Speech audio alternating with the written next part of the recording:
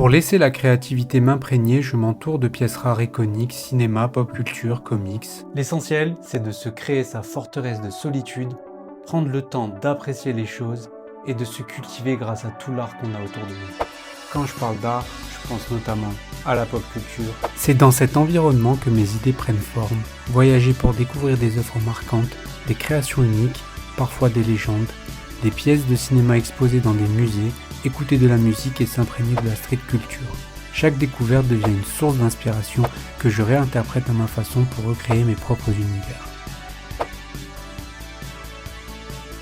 Je pense qu'on peut difficilement faire plus proche. Et à la toy culture. La toy culture, c'est la pop culture transposée dans l'univers des jouets.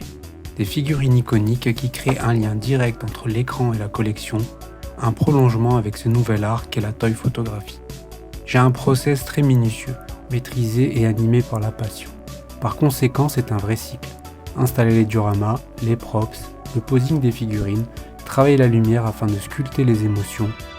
Tout cela pour créer une aura particulière, unique et déclencher des émotions, que ce soit le rire, l'héroïsme ou la mélancolie.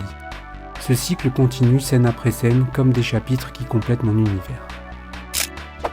Il y a aussi notamment les comics.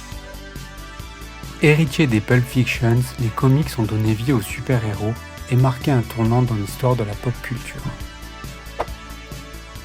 On peut retrouver l'art et la créativité un peu partout, que ce soit dans les tableaux, les peintures, les toys, et notamment pour ma part, les jeux vidéo.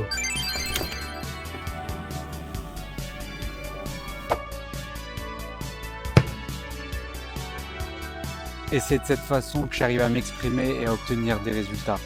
Cet art m'a ouvert pas mal de portes.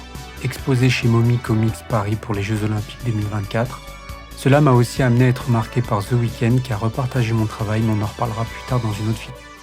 J'ai la chance également de vendre mes œuvres dans des galeries comme Moga, exposées à Londres, en Belgique, à Paris, de la Japan Expo à la Facts Convention, en passant par la Star Wars Celebration. Apparaître dans des magazines photos renommés, ces événements me permettent de rencontrer du monde, d'échanger, de partager ma passion.